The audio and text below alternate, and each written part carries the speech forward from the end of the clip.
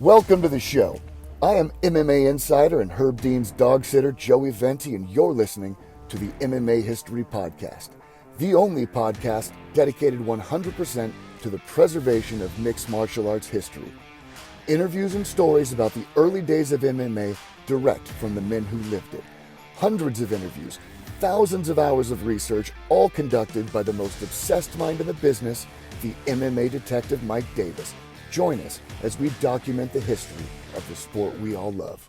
Fellow historians, welcome back to the MMA History Podcast. I am Joey Venti. I'm here with the MMA Detective Mike Davis for our 2025 Year in Review wrap-up show. Our guest today, first from New York, returning to the show, fighter, trainer, and friend of the program, Brian McLaughlin. From Sao Paulo, Brazil, Julio from RagdollMMA, and fellow Angelino, movie producer, fitness guru, and MMA enthusiast, James Hergott. Thank you guys for being here. Awesome. Happy. This is like my favorite podcast. So. Oh, yeah, ours too. Glad to hear that. We're the few people that actually listen to it. Yeah. I say the same. It's my favorite podcast as well. Brian McLaughlin. We're all old. Hello. I know there's a lot more young people that are into the new fights and things like that. But Right. For me, I love hearing about the history. Like some of the stuff you guys have been doing has been insane. And it's definitely an underappreciated channel. So James, I'm sure my wife is very happy to hear this, but so what I do is I work for BKFC, usually every other weekend I fly, but then I took a security gig that I do 12-hour shifts. I may get interrupted 3 times an hour. And that entire time I'm devouring subject material that and I've got a good pace to it and understanding of how to attack it. There is absolutely no way a sane human being should kind of be able to come up with the information that we do once a week the way we do. But it's just because, I gotta go to work. It's just getting out of here so I can research. I feel that at some point in time, you guys are going to take off because I don't know if you've ever seen Vlad TV, but with his show, one of the things he says is that when somebody unfortunately passes away or there's a big change in things, when you have sort of a history oriented podcast, people go on to hear these old interviews and stuff like that. So I feel that this is something that's going to kind of snowball over time. First off, Kevin MacDonald just joined us. What's up? Hey, the referee, Kevin MacDonald. Kevin. It's late on the East Coast. Yeah, it's almost 10. You can blame Brian McLaughlin for that, by the way. I'm a night owl. Sorry, guys. So let's start 2024. We always try to end with something cool. So we ended with Jay Ellis. Yeah, we always just try to do something really neat. And Jay Ellis, Kevin, I think you've probably refereed, about a dozen of his fights? Quite a few. Yep. Yeah. So he's one of my favorite, interesting characters in the sport. He's got 150 losses on his record, but the 10 wins he has are just they don't even make sense. It's submitting a black belt from Brazil, knocking out Gerald Mearshart, knocking out which I was at. He knocked out the future Bellator world champion. It's just he's got a crazy career. The show saver. Dude. Yeah. He's a Superman. Yeah. You got a ticket seller? Shows up on weight, goes after it. In and out. You know what I mean? You know what's going to happen, but he's in and out. Yeah, but he's dangerous. He comes out swinging. Yeah. He's one of my favorite characters. So we ended 2024 with that. 2025, we ended with the rise of Elite XC, which, dude, it's not getting the numbers I think it should, but it's pretty freaking good, dude. Yeah. I think a lot of that's just the release time. This is a crazy time for everyone with the holidays. Usually I devour your stuff right away, and that's still in my queue. Mike, Really? Mike, it's honestly one of the best interviews you guys have ever done. And one thing that really stood out to me about that I was surprised about, and I was around during that history, and is how close in a way they were to catching up to the UFC. Yeah. Dude, they had a CBS deal. Like that game over. from what he was basically saying, he and his dad, they had a kind of a great thing going on. They were actually profitable, but it was all of this other bloat and all these too many like chiefs running things. It was kind of slowing things down. But beyond that, I think if they hadn't gone, acquiring all these other, smaller fight leagues and, doing the social media thing and all of this stuff, I think they would have been really competitive. Well, I think we need to wait for part two. I think, dude, it's going to be a you know, 3-part series. Yeah, I got it. Okay, I think there's more details to this story, but Yeah, Jared comes off pretty friendly and relatable. So TJ Thompson, and I know we're kind of getting off topic, but TJ Thompson, obviously iconic promoter from Hawaii. In essence, you got a body not at the morgue, but it's on life support. And TJ Thompson comes over while eating a salad and goes, let me just stab it with this fork. Yeah, maybe this will get it. And that's what TJ did. TJ pretty much, like, he gave a public statement going, yeah, I wouldn't doubt it. They probably did it. And he's like the Shaws in regards to the Kimbo Seth Petroselli conflict. And it's just like, aren't you on payroll from them? Like, wait, what? What are you saying publicly? Like, he helped close that door. Yeah. All right.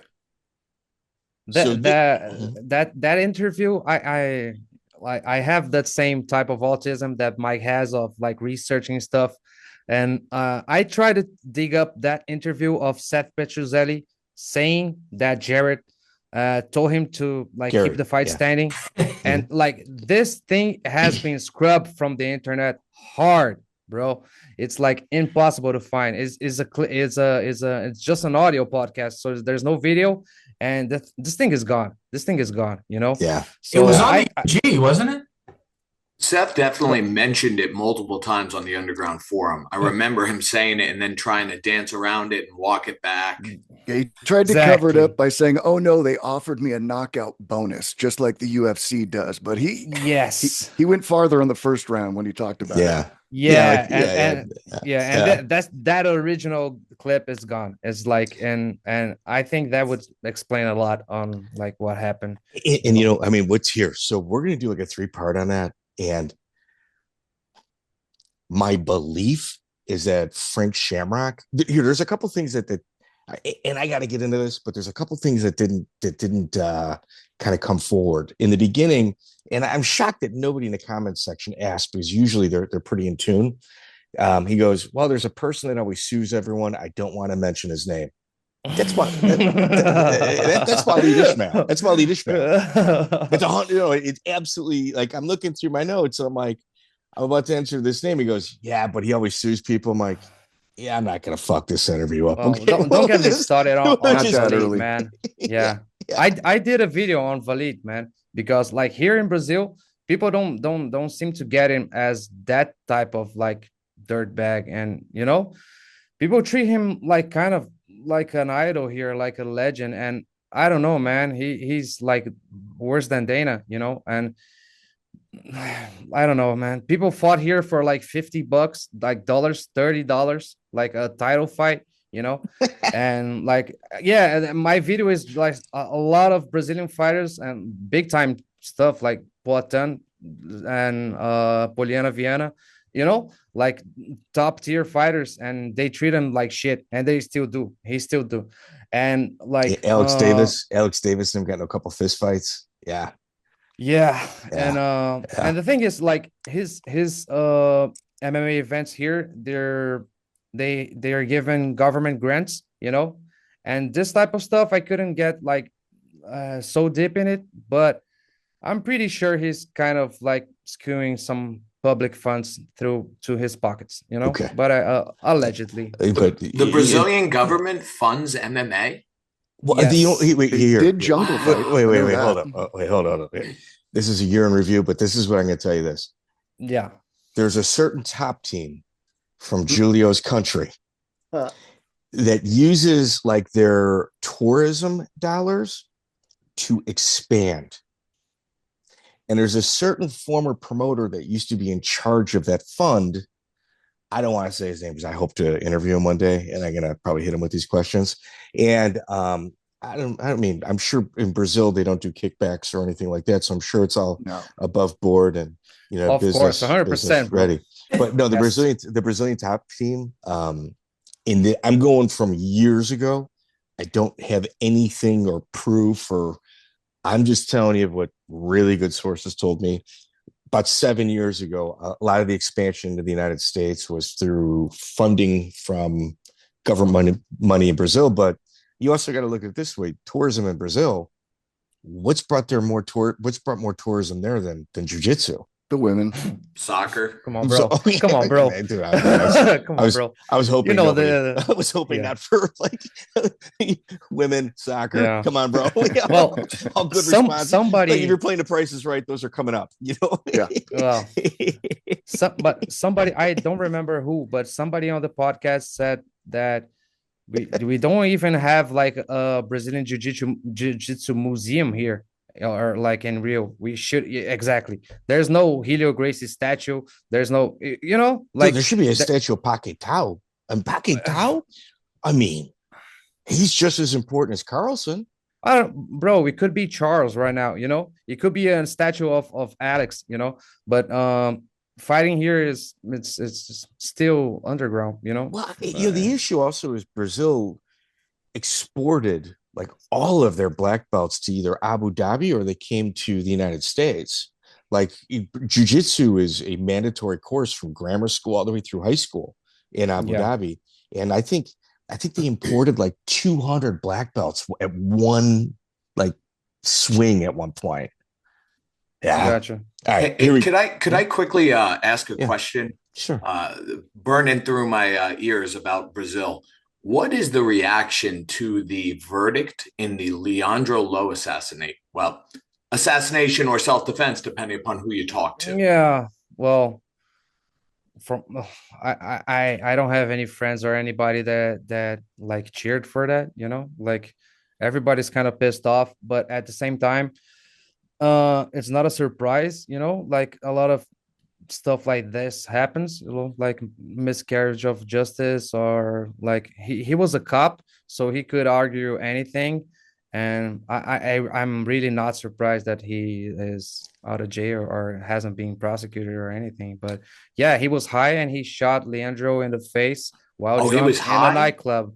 I think he was drunk. I don't know if he was high, but I don't know. High would be better. Much. High would be, in my opinion. Yeah, I don't know, man. But he's a cop with a gun at a nightclub, and I don't know, man. Recipe for disaster. That's for sure. Yeah. All right, so let's talk about the missed interviews this year, Joey.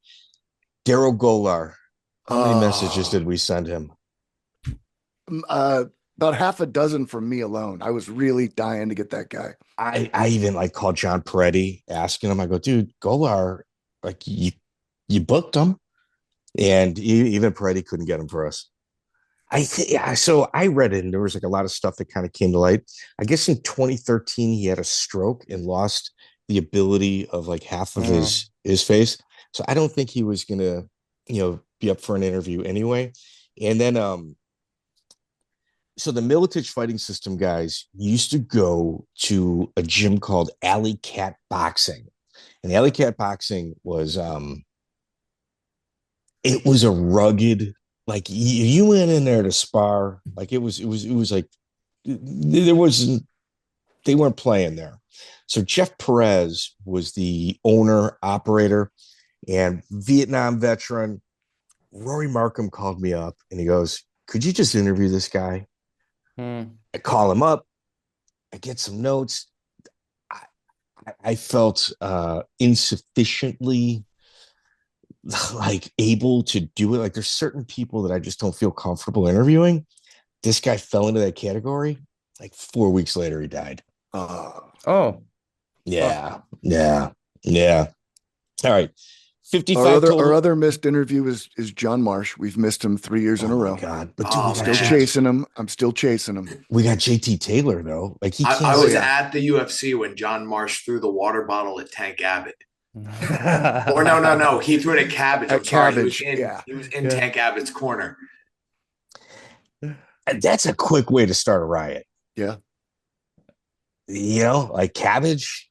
I want to say that same event. I want to say that Phil Baroni punched the ref also. Oh, that was at Mohegan Sun, right? Yes. Yeah.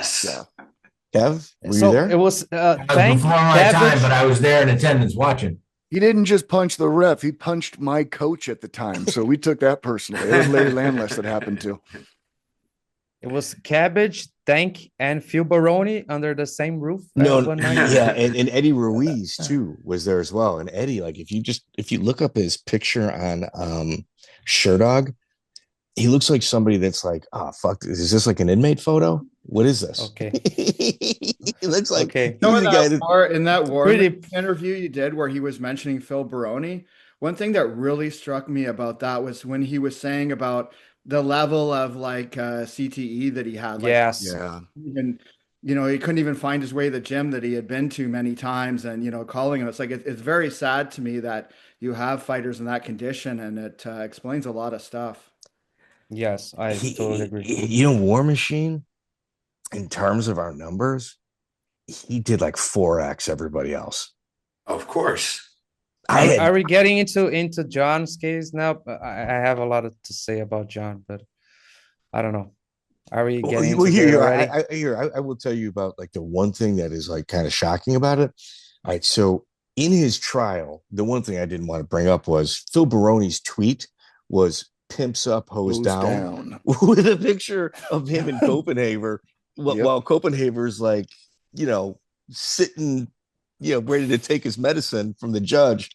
But if you look at Copenhagen's neck, he had, I don't want to say her name, but everybody knows it, but he had her name. Her last name, right? Yeah, no, it was her first name. Okay. Yeah, it was her last name. It was her last name. Her last name. Yeah. But when you looked at his prison interview, he got a cover up in jail. Yep. Yeah, amazing. As it should, I think. I don't know. We took a lot of heat for that interview, but it also got a lot of views. And, Mike actually made the guy look like a human. Yeah. Obviously, you got it with a grain of salt. What the guy did was horrible, but you did bring out the humanity in him for the interview. Here's the thing. And dude, this is something that like, all right, we're kind of toying with like a documentary side. I've tried to talk to Julio into doing videos with us several times. It's such a giant pain in the ass. He doesn't give me a response, which is no. Which is Shut no. the fuck up. It's true. He says no. He doesn't say no. He just gives me like a non-answer. Okay, the Pat Smith one. Here's the thing: AI and these other people that like actually probably know what they're doing tell us no. Now say chapter 1.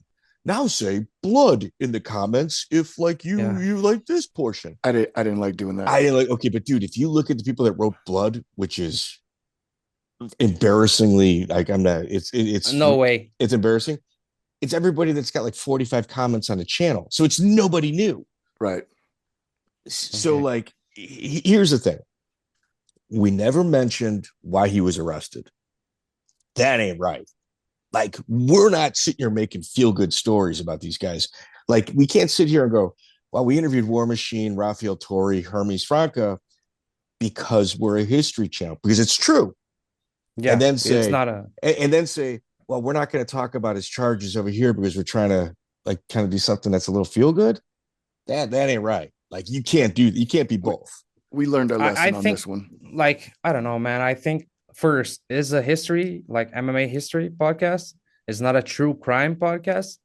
And like the other thing is like these guys, they had all of that side of their personality. It's part of the history. Like all the violent side of that burst outside of the MMA bubble, and everybody knows that side of story. But I don't know, John had a lot of interesting takes. He knows like the MMA, the whole MMA world. He has like stories on everybody, Here, Kev, one of the things that War Machine said was you get to the UFC and you realize it's fake. That hit me hard as fuck. Did it hit you? It hit me too, dude. Yeah. Kev, you're refereeing the independent grind. You get to the UFC. When do you realize it's just the same thing? I'm just going to stare straight ahead. Huh. But I mean, it's the same thing. It's the same thing. It's the same thing as the regional circuit. You just gotta, it's just a bigger audience and a bigger venue. And people are complicated. We saw that with like the Vince McMahon documentary. Like, he did so much for pro wrestling, but at the same time, he's doing these like kind of depraved things, and a lot of people, are complex like that. I mean, I think Dana White's done a lot of positive things and done a lot of shady things. Like, there's so many people in MMA that maybe not to the same extreme as like attempted murder, but at the same time, people are complicated. Just because they do something horrible doesn't mean they don't have anything to offer or any insight. All right. So it's also cage fighting.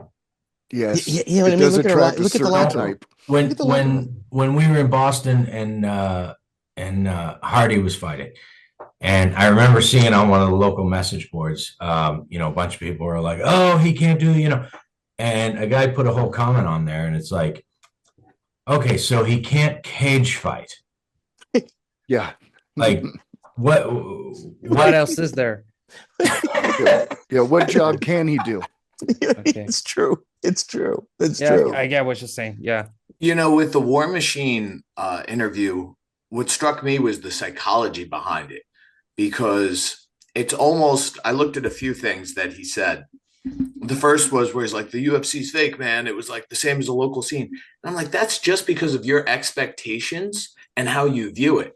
It's not like, I've fought on local scenes. I've won local titles. I've coached people locally. And then I've been at major UFC events, at UFC 200, UFC 300. And I'm like, to me, it's not. To me, it's so historic. It's like something I'm going to tell my grandchildren about, but that's because of my perspective. When I did martial arts, I never thought I was going to be part of something like that. I looked at someone like Hoist Gracie, like they walked on water, and to be part of this was so beyond what I ever thought I could do. So I took it as, no, this is something huge. I actually laughed when he said that, but I think to him, he's like, well, I'm going to be world champion. Like, that's kind of how he looked at it. I'm going to be in this for all of this stuff outside of the accomplishment, outside of the martial arts, the fame, the glory, the money. And so when he didn't, whereas someone that's just in it for the martial achievement, they're going to look at it completely differently. And then I also looked at it almost like, where he was dancing around his trial or his hopes of getting out, and maybe I'll get out and maybe I'll do this. It was like, dude, you're not getting out. No. But I realized, I'm like, this is like a fighter that has a fight that they're going into where they're like, I'm going to lose, but they're going to tell themselves, I'm going to win this fight. I'm going to win this fight. So it's like he has this delusion about it. And then what was also funny was like the narcissism where he's like, I'm a Christian. And it's like, well, the biggest thing about being a Christian, buddy, it's not just forgiveness, it's repentance. And he was like, these people, they have to live with the fact that they don't talk to me. It's like, no, they don't.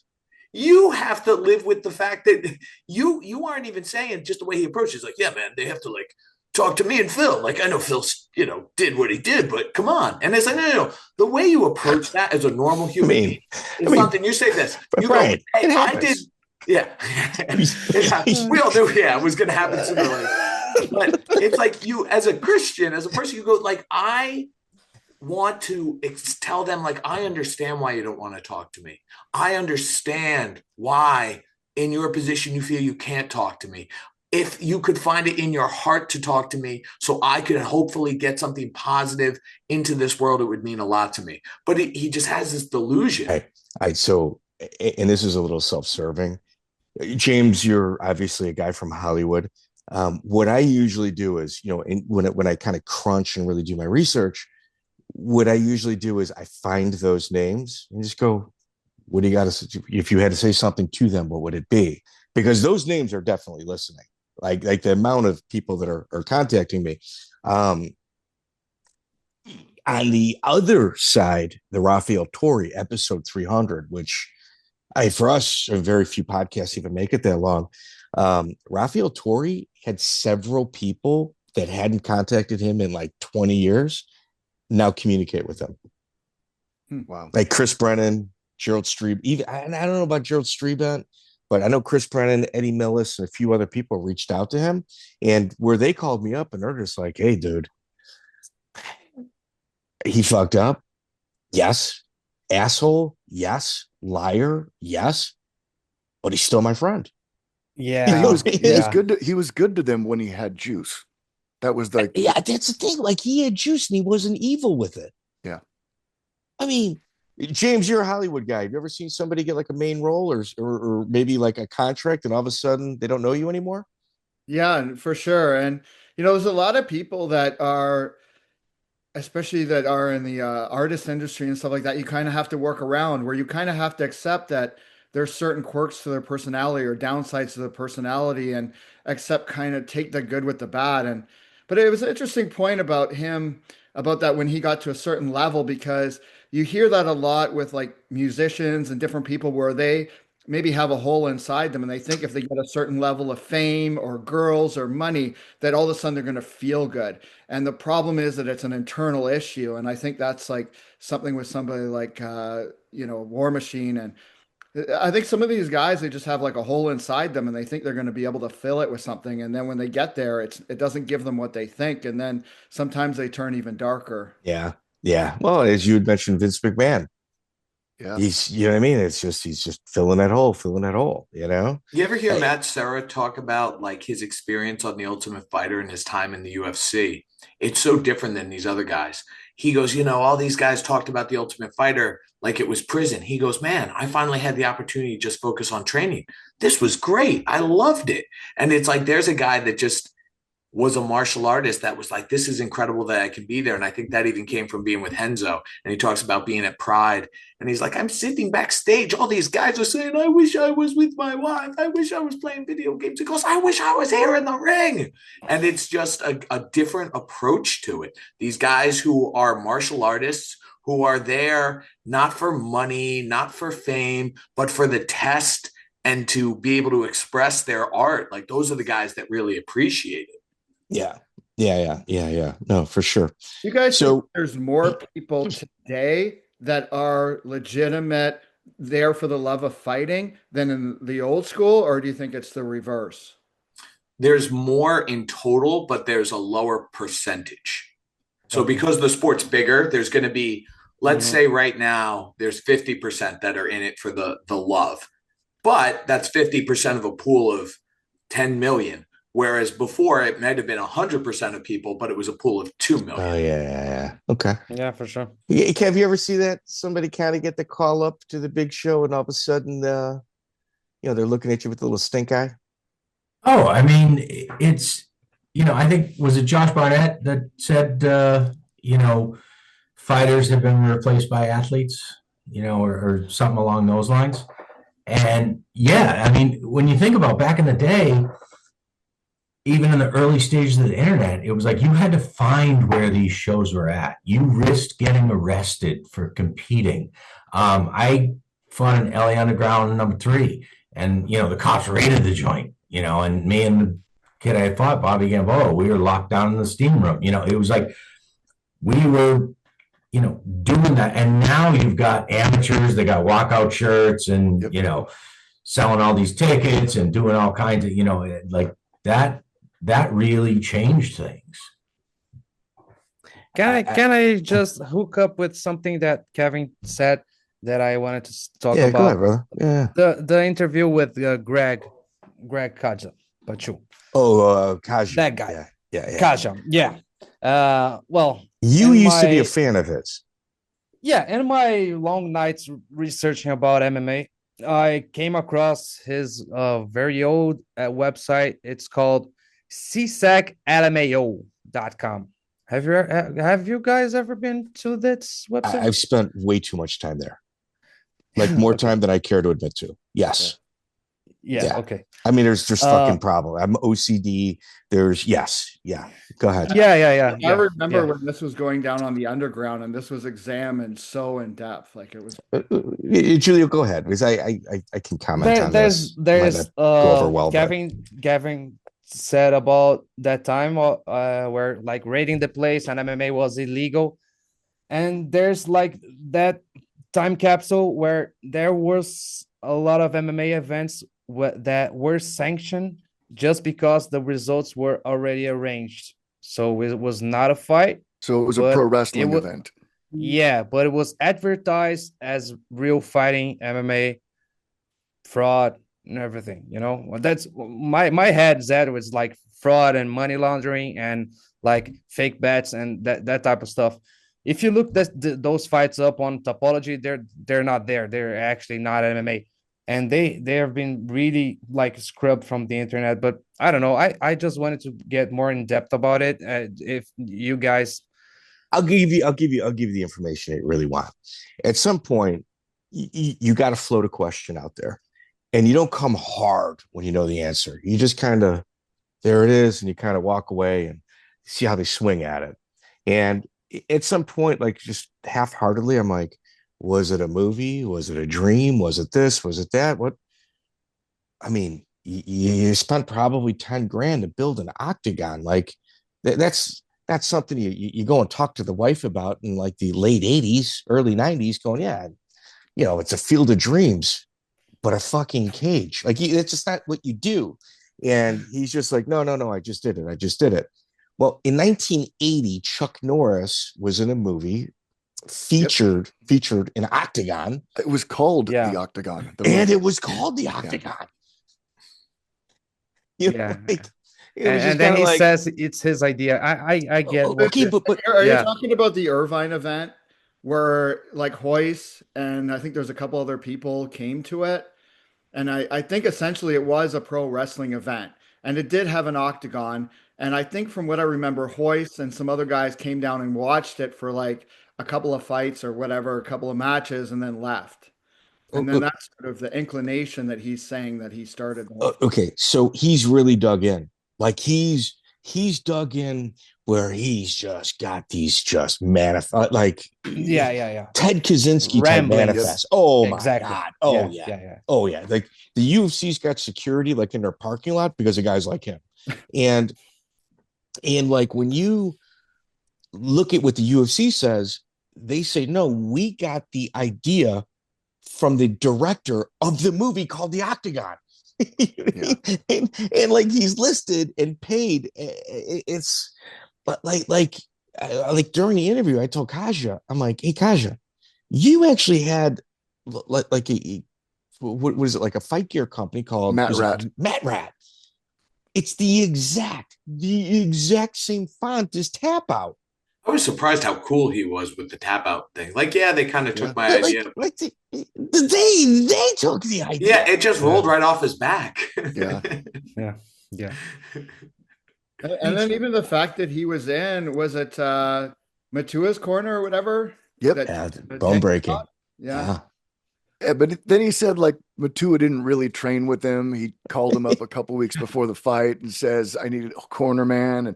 But he was also with Batonio when he fought Bart Vale. So me being from LA, I was like, dude, this is the submission guy. Like, I got to find this guy to train with him. But he did fucking Hawaiian bone breaking? Dude, I'm in. I was 19 and I thought it was the coolest thing ever. So let's talk about starts. John Lober gave Kevin MacDonald his start. Really? Yeah. John Lober put on the LA Underground. That's right. And then I also fought on Wade put on the Talent Challenge. Wade Hamill. Wade Hamill. Yeah, and he and Tito and Lober were refereeing, and I fought early.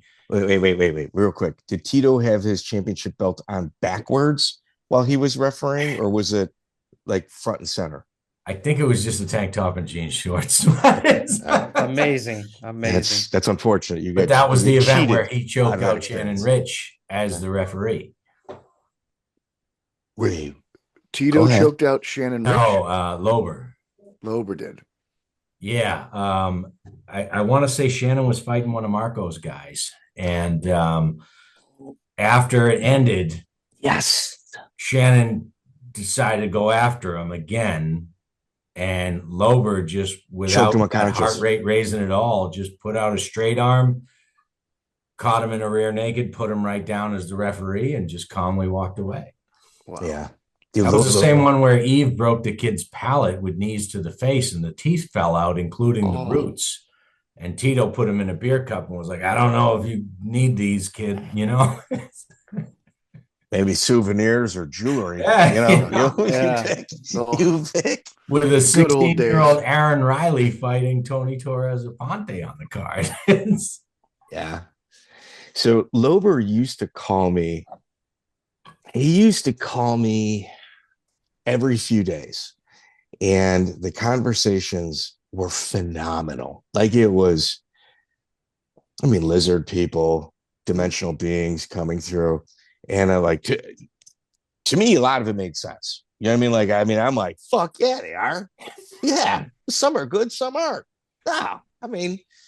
I'm into those conversations. So, and then he sent me an email that I forwarded to Kev, and it was kind of like one that it appeared that I had some sort of information in regards to like whatever activities he was doing, who the fuck knows where. And I'm like, well, Kev, looks like that my relationship with John Lober's over. You know, I've now worked my way into, you know, whatever dimensional issues he's got. Hey, you know. That's too bad. Dude, and it's what Lober's a good dude, man. I like Always cool to me. Fuck He was a yeah, good interview. dude. He's a bad boy too. All right, 55 total drops, 51 deep dives, 2 roundtables. We started with Pete Spratt, Sean Donahue, Mac Danzig. Mac Danzig, still popular. He was Still a real popular. character. Yeah. And he went like 10 years giving 0 interviews. So if you want to hear what he has to say, we're the only place to see it. Yeah. And then we did Andrei Arlovsky. That's Mike Brown hooked us up with that. That was like an impossible get.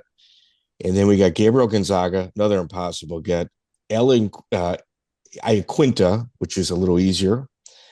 Dan Bobish, dude. That was a good one. Was it like 3 years it took us to get that? Yep. All right. So, James, what we do is sometimes like there's a guy, Joey's buddy, that's got access to phone numbers that like he's not supposed to give out. Yeah. And then other times we have like a service for like 99 cents and it's eerily accurate. So usually like we throw like $10 a month at phone numbers. just try. See, it's how I got help Gracie. Yeah, just kind of see.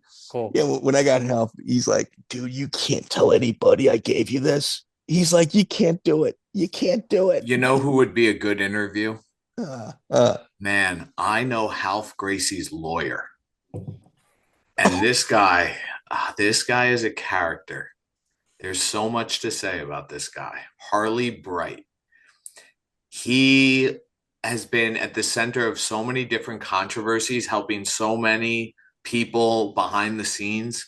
He was even intimately involved in the Hoyler Gracie Eddie Bravo rematch rules making.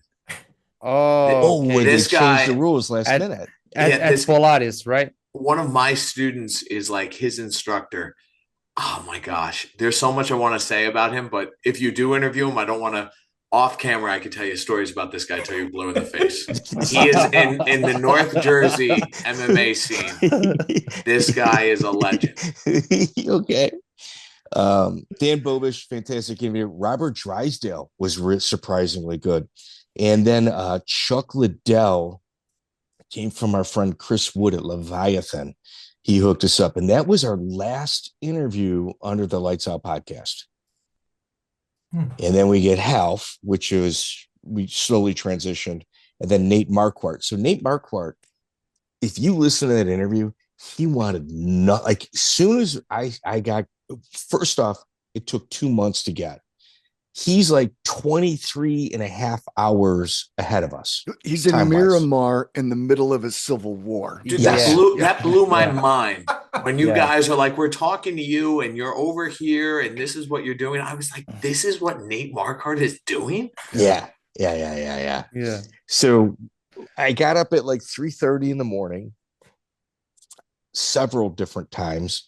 And Brian, like, I think you're probably underperforming. You're supposed to be a doctor, an attorney, or something like that. You're probably a very successful gym owner, but I think your parents are probably pissed off that you're not. My parents are like, he's not in jail and he's not drinking. This is a win. Like this is a win. So like that time change, I struggled with. I'm not even gonna lie. I'm like, where does a half hour come in? Like 23 and a half. Like I'm sitting here like here, Kev, I barely graduated high school. Here's Chicago. It's noon. The sun is right on top of you.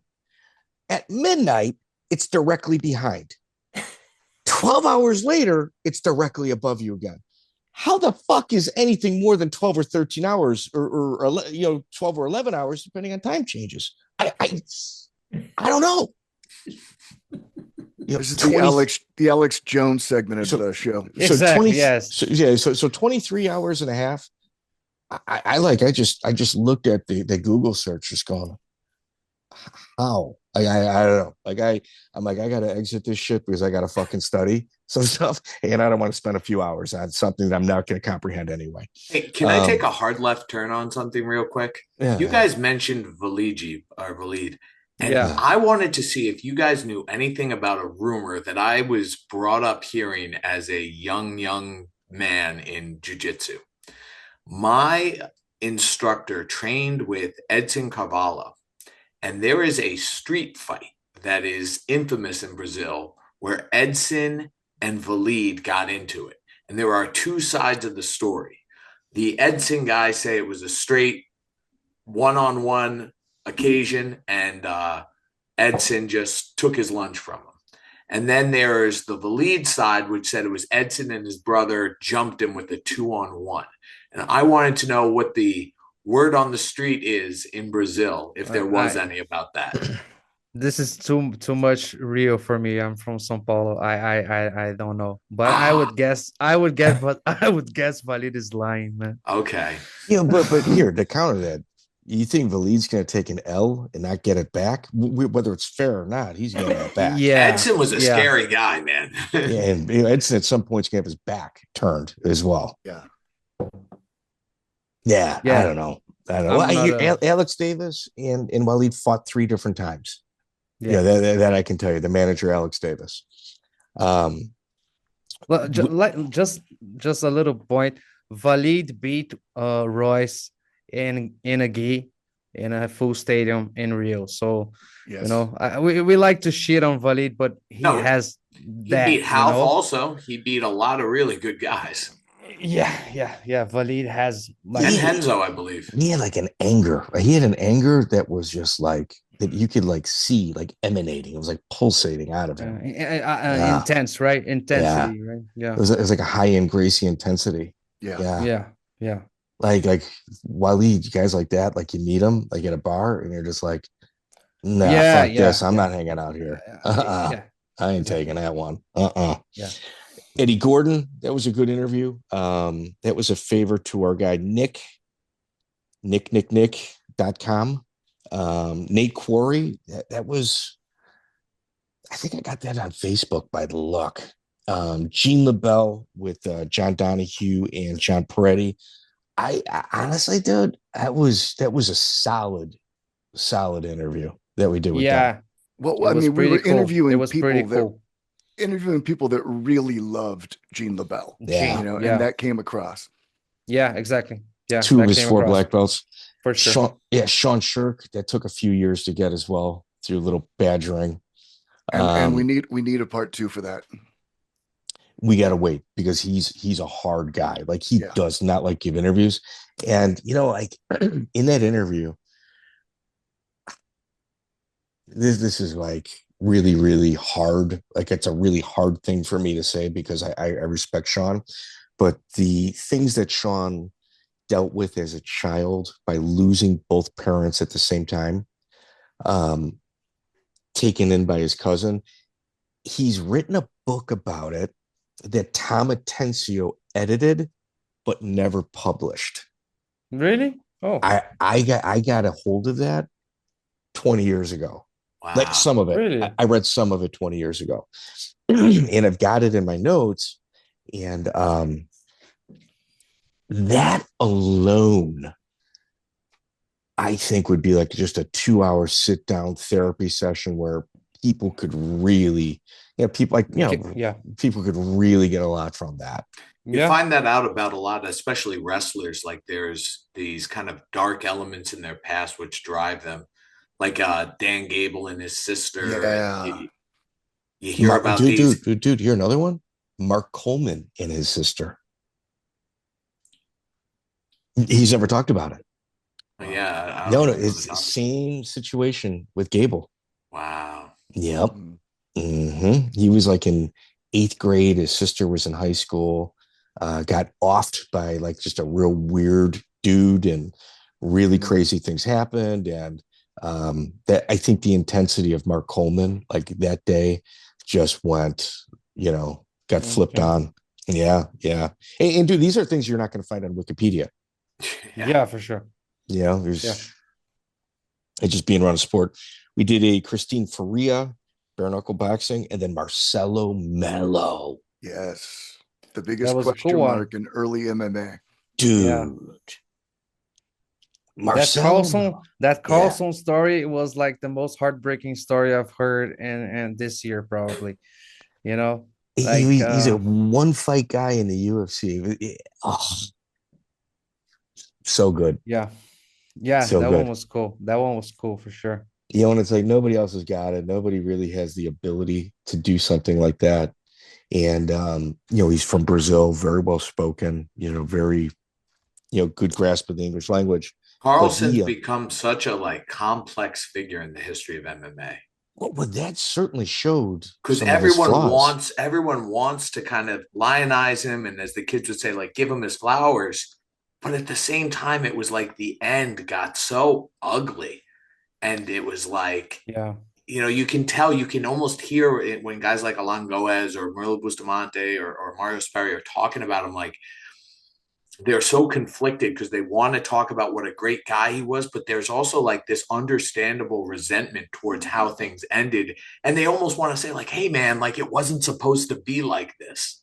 Well, Bustamante cried talking about Carlson. And what brought him to tears was, I got to fight Chuck Liddell. And when I found out that he showed up at Chuck's camp, and we confirmed that in the Chuck Liddell interview, like, yeah, this guy showed up. We really didn't know who he was. I'm just a striker. And it was Carlson Jr. went there to instruct him on how to beat Bustamante. And Bustamante, like, it's watching one of your heroes cry, getting emotional. Like we didn't have a lot of that this year, but last year we had it quite a bit. That was some deep shit, dude. For sure. I've always wondered, like, what it's almost like an Anakin Skywalker arc with Carlson. And I'm like, was it that, because like in Drysdale's book, he talks a lot about how Carlson was kind of like, he never took money from the family. And was it just like thinking back, oh, wait, I never got my due then, so I'm going to get it now? Was it time going on and him maybe suffering from dementia? Was it someone else getting in his ear? Was it like American culture conflicting with what the culture that he was brought up in? Did one of these guys do something to him? I don't know what it was. Yeah. It was such. I think it's all of the above, for real. From what I can see, like Mario Sperry, when we interviewed him last year, he was just like, it was kind of like, fuck him. Yeah. But I respect him. And I get it. When I heard what happened, I was like, yeah, dude, I'd be mad. Like Marcelo Mello was just like, yeah, dude, he's banging some young chick. I saw her with somebody else. He's like, and I told him the truth. He's like, what happens if I lied to him? Like he put him in a position. And then like at the end, how he tied it all up. And he's just like, I did this. I maintained my honor. The guys that later betrayed, the Brazilian top team that actually betrayed Carlson, he's like, I didn't do that to him. He's like, I wouldn't change a thing. I'd still tell him the truth. And it's so funny because with Carlson, like the story that you always grow up is hearing, at least I always heard, was like he had this rivalry with Elio and they didn't get along and they didn't see eye to eye. But like once it came time to step up, when like Valdemar had that fight with Elio, he's like, well, I'm putting that aside and I'm rolling with my uncle, and it was like, he was always the guy that when the chips were down, he still was by your side. And it just became the opposite later in his life. Yeah. So we were going to do a Thursday drop. Like, all right, I'm in Florida. I had a couple, whatever duties BKFC had me doing, I completed in like world record time. And I had like a day and a half free. So I'm like, man, what the fuck am I going to do?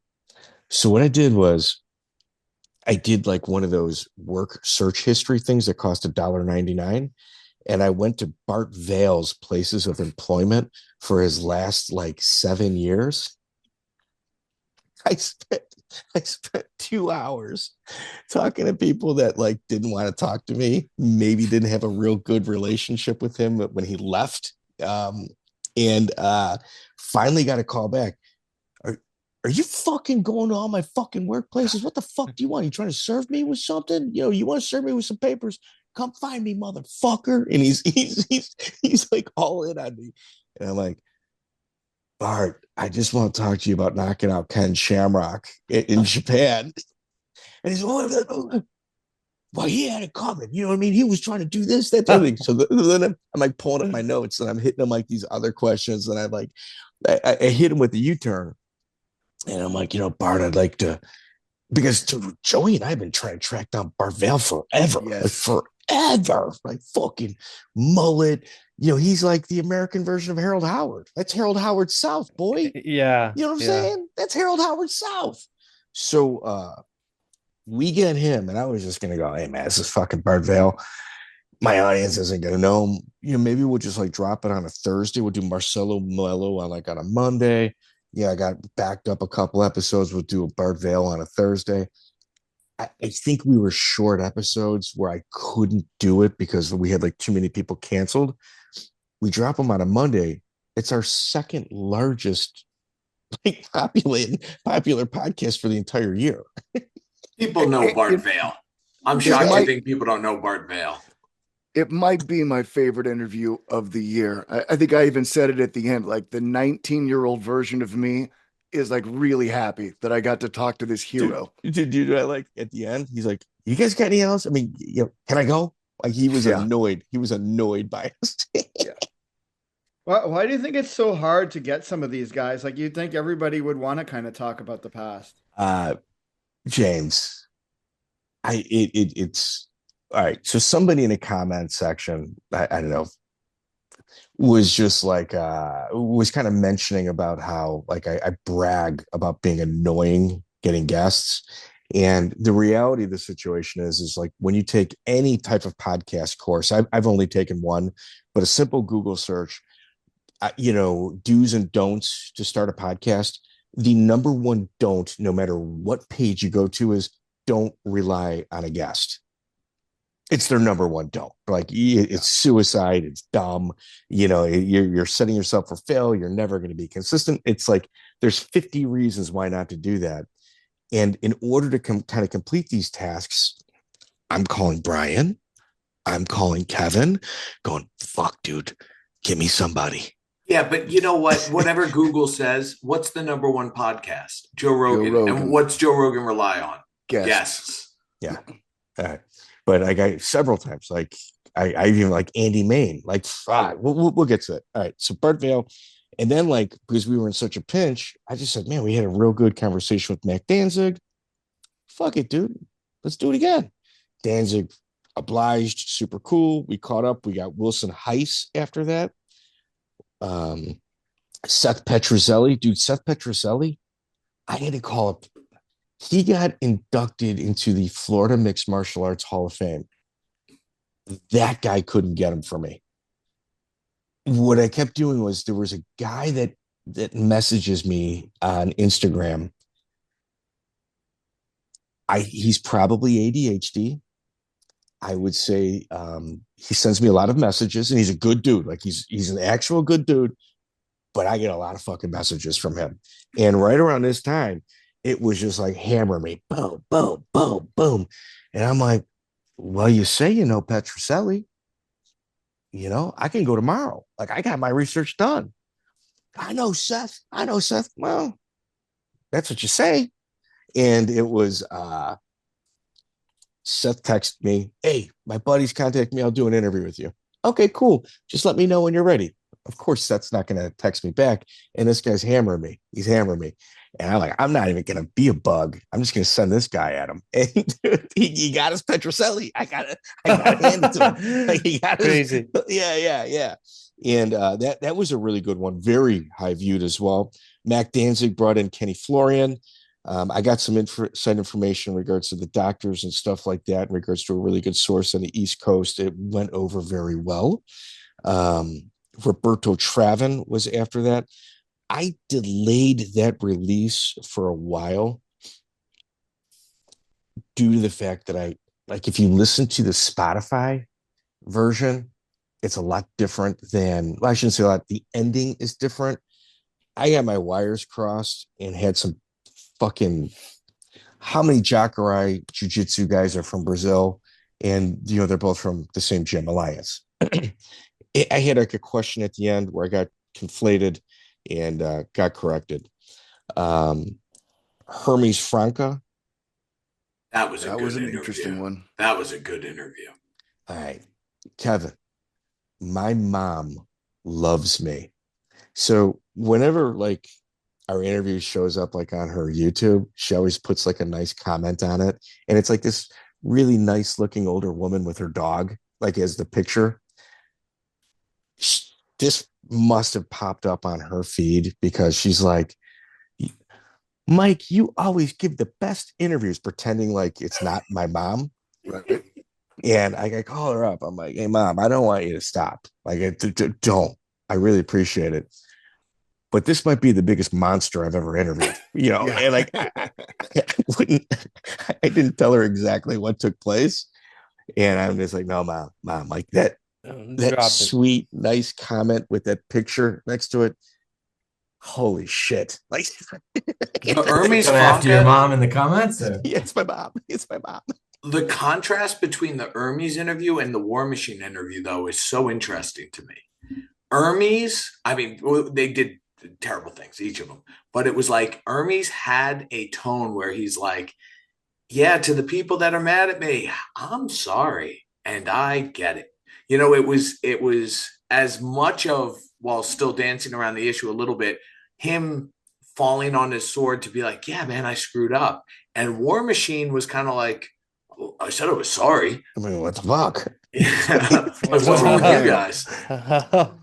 Julio, you sent me a picture of Hermes Franca at a jiu-jitsu tournament and you translated it. Do you remember what you sent me? Don't.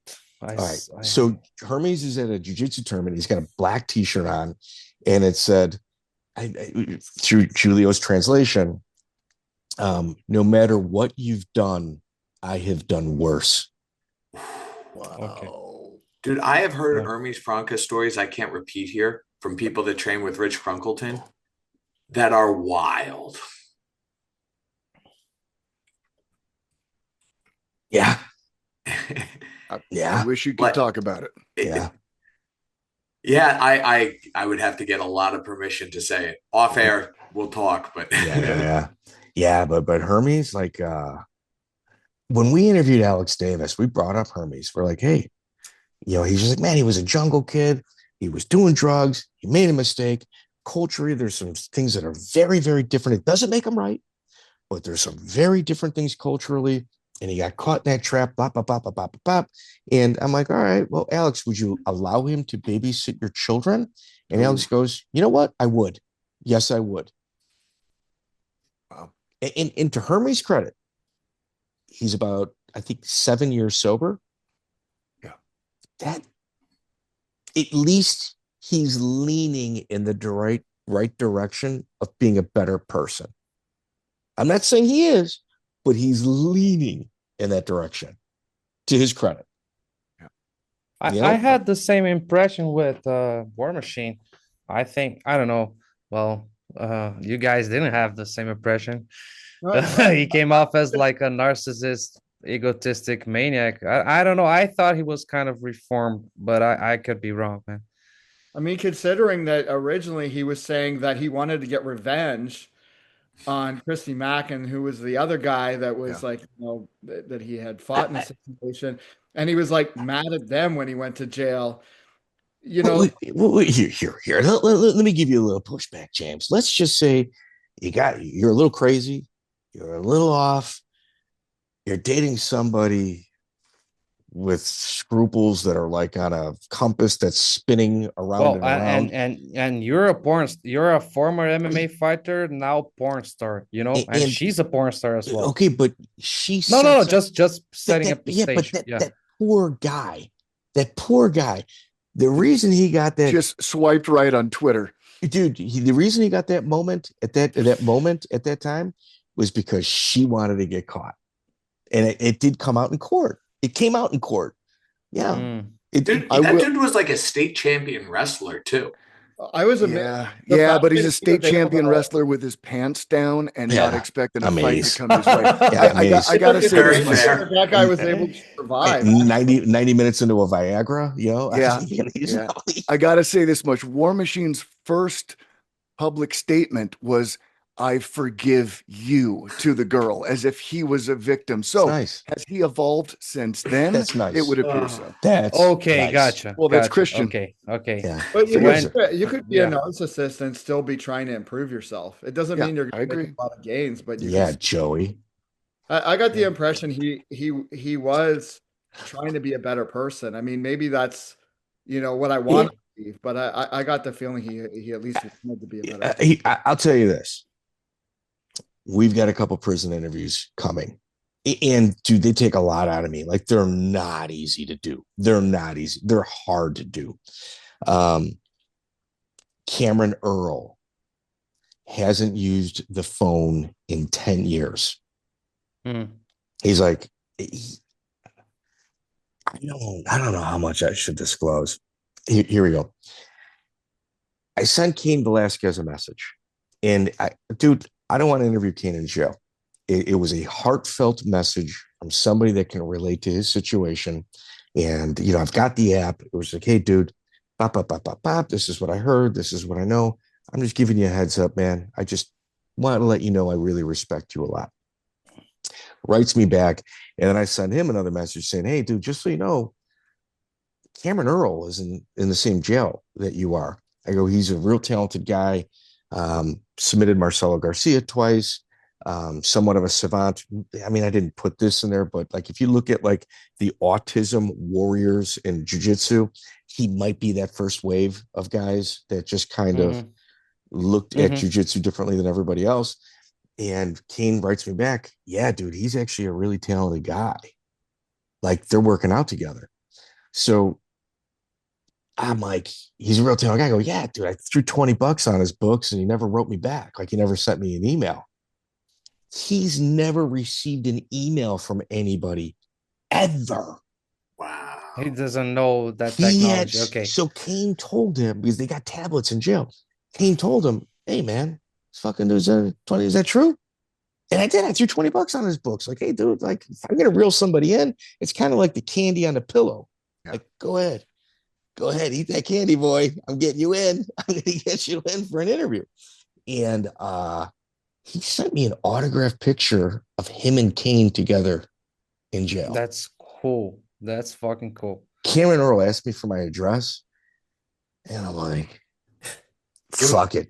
I didn't give him a PO risk box. taker. Fuck it. He's getting out in 2036. Fuck it. Here you go. Here's my address. But coming back to other prisoners, I think like Raphael, I think he hasn't changed a feat. I think he's the same Svengari sociopath type of guy, and I don't know, man. I think from the prisoner interviews, he seemed like the worst. We do Jeff Houston. I was short on guest there, the announcer for BKFC. And then, dude, Boss Boone took a few years. I got Boss Boone. That was crazy. Yeah. That interview was wild. Yeah. I try to explain to people that story, and they all think I'm either exaggerating or making it up. People are like, oh, Yakuza. Okay, dude, you're talking about Pride Yakuza. All right, you're an old school guy. I get it. The Yakuza's the fire. What's the fuel? How do you feed that fire? ecstasy from Holland. Ecstasy from Holland was 80% of why Pride was able to sustain itself. So it's like, fuck it. No one's talking to these Dutch dudes. And Joey, we got some numbers that you're going to go over. We've got like no listeners from Holland, right? And it's our best shit. Okay. Oh, your Valentine Overeem interview also is incredible. Yeah, it's our best shit. The Valentine Overeem, you know how hard that was to get? I would send him messages. Hey, man, little, fun little trivia thing here, fun little trivia thing there. I get some responses. Yeah, I'll do an interview. And then I remember I sent him like another fun trivia thing. I jump in the shower, turn on the water. I hear my thing ding. And I'm like, is that fucking Valentine? I'm soaking wet. Like I think I'm in my underwear. I threw my shirt on. Like you can see like the water coming through my shirt. But I knew if I don't interview Valentine right now, I ain't getting them. Yeah. It is what it is. And it was worth it because, at least he like admitted throwing a fight at Pride, against that shooter box guy. Mm-hmm. That was fucking cool. And then the ecstasy, and the ecstasy and everything. Yeah, I think 100% worth it. It's so funny when the layman, because right now like fight fixing is a big discussion, and when you go to a layman and you just say like, oh well, there are known works like Mark Coleman, Takada, and you'll talk about Valentine, or you'll talk about all the shenanigans around Tank Abbott, and it's like these are indisputable, and the shock that overcomes these people's faces. It's like, you guys really don't know the story behind this whole thing. Yeah. There's very few historians out there. I think. Exactly. James, you're a Hollywood guy. You're probably more in tune with this than all of us. I think maybe that's why our views are so shitty. Well, unfortunately, it's just that the current stuff is what, people gravitate to. And like, the stuff that's in the news in the moment, like, you were mentioning Andrei Arlovsky, and there's this thing where the influencer bumps into him this week. Yep. That'll get far more views. But like I said, I think you guys like are kind of doing the Lord's work in terms of like you're outlaying the stuff that people can look back. And I think there's going to be a vault of information there. And, some of these people aren't going to be around forever. And there's going to be a time when this might be the only major interview that's done, and give perspective. I think it's really well, James said something about Vlad TV. Vlad TV has like a clip of Coleman talking about Takada, and this clip will live on forever and ever. And but is it our clip or is it just no? It's on Vlad TV. But because we're the ones that we broke that. Yeah, but you have like the same type of like historical clip with other fighters as well. Yeah. But like Coleman never admitted that. He used to say, I did what I had to do to feed exactly. Yeah, the closest thing to an admission. He didn't admit shit, but So we have a Mark Coleman before the UFC. That is his last interview ever while using. It was in Matt Brown's house, the immortal Matt Brown's house. I drove there to get it. It took me 3 hours to get Coleman to sit down on a chair. And like Coleman and I, we've got a really good relationship. We don't talk often, but when we see each other, he and I are good. So yeah, I know he admitted it to Vlad, but we had it first, and it still didn't get the distance that everybody else gets. I attribute it to the name initially, because after our name change, we're up like 60% on Spotify. We're up like 2,000% on YouTube, but we also got the documentary series there. Right. We're up like 45% on Apple. So I kind of look at it as we're just going to call it March between Liddell and Gracie. That's when the name change happened. That's when we're easier to find. So maybe like the 500 subscribers we're getting every single month on YouTube is something that had we had this name initially, we'd be at right now. So I don't know. I couldn't tell you. I don't have a interviews are a game changer. What was that? I think the prison interviews are going to be a game changer. Well, here, I'm going to get Jeremy Jackson. Yeah. I'm going to get Jeremy Jackson. I'm going to get Andy Anderson.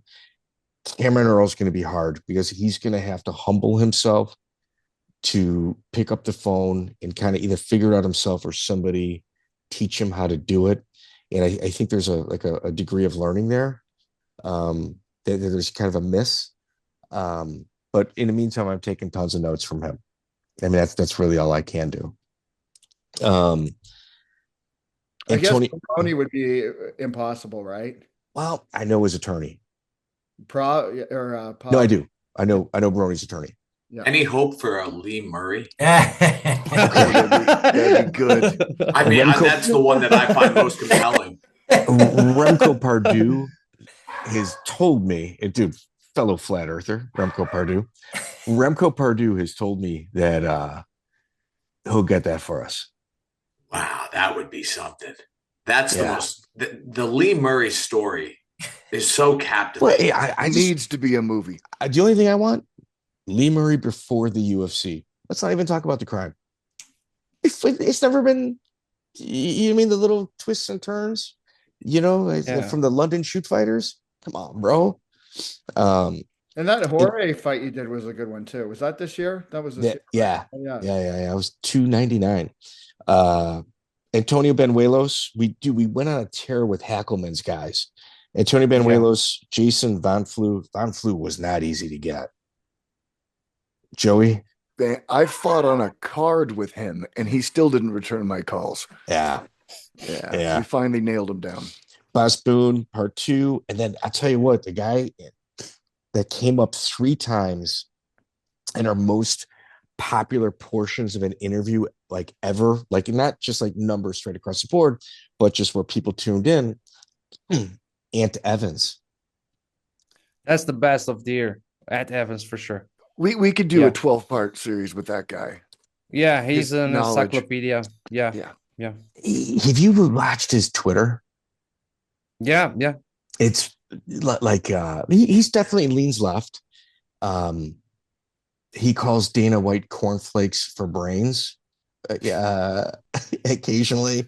Yeah, I like his style. Yeah. I mean, he's kind of got like a scorched earth doing this, like fuck you, and like it's an interesting take.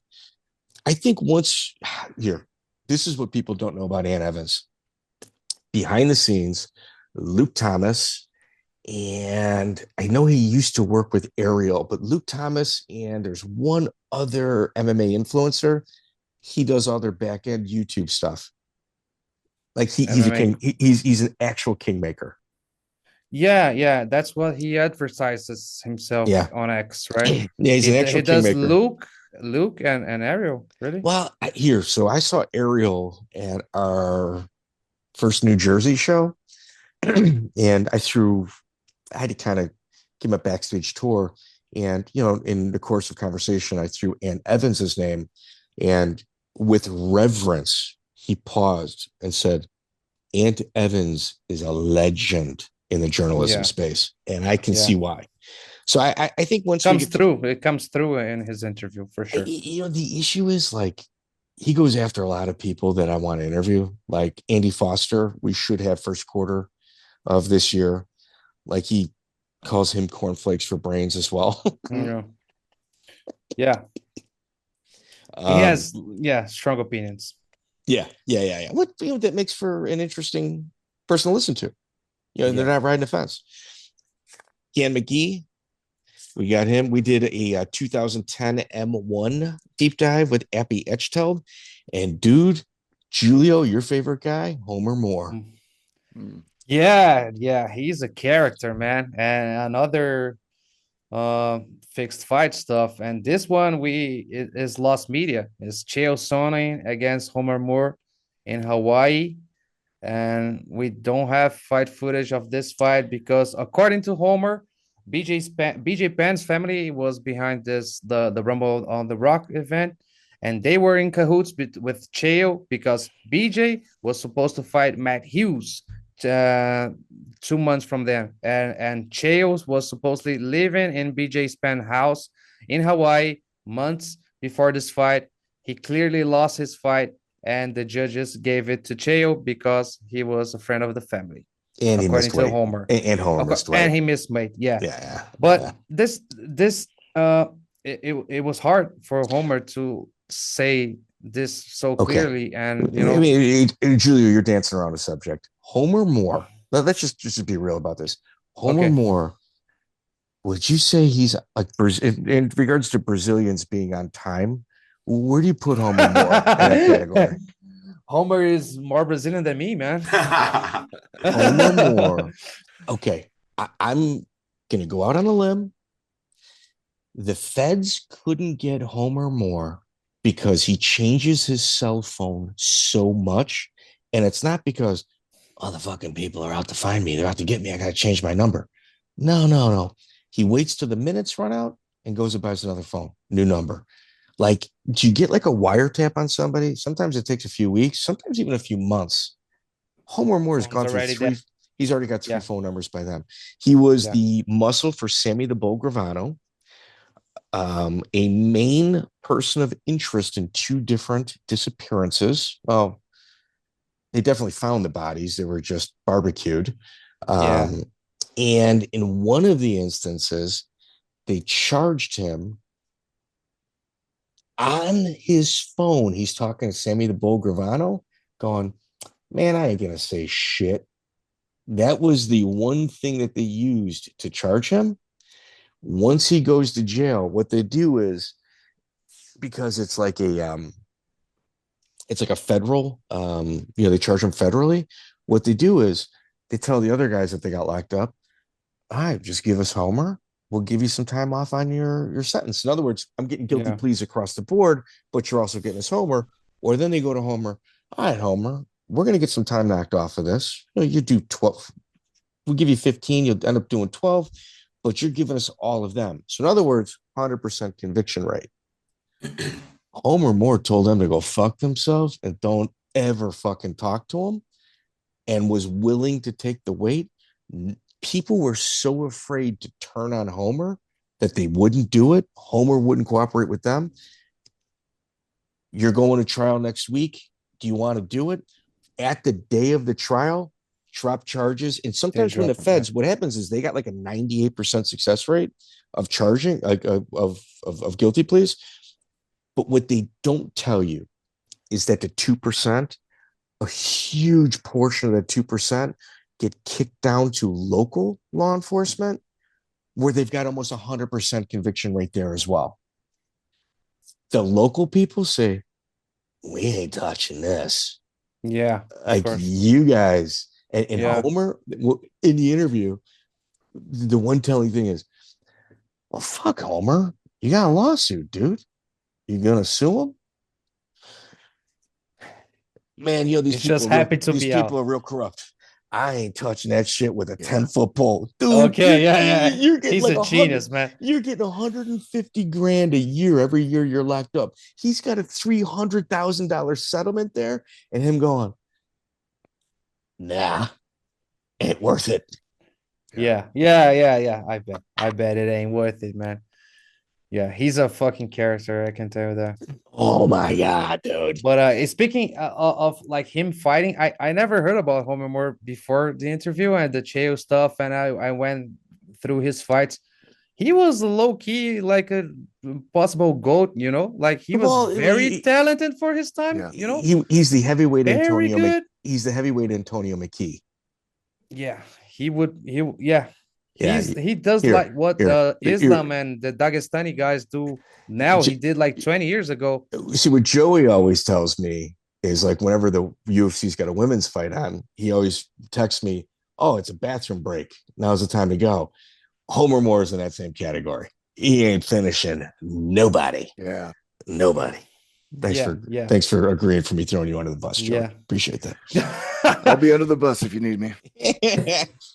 Cecil Peoples, Herb Dean. Joey, you got that. I think that was a favor from Herb Dean. That was payback for some dog sitting, actually. Yes. Yeah. So people always ask us, is it true or is it not true?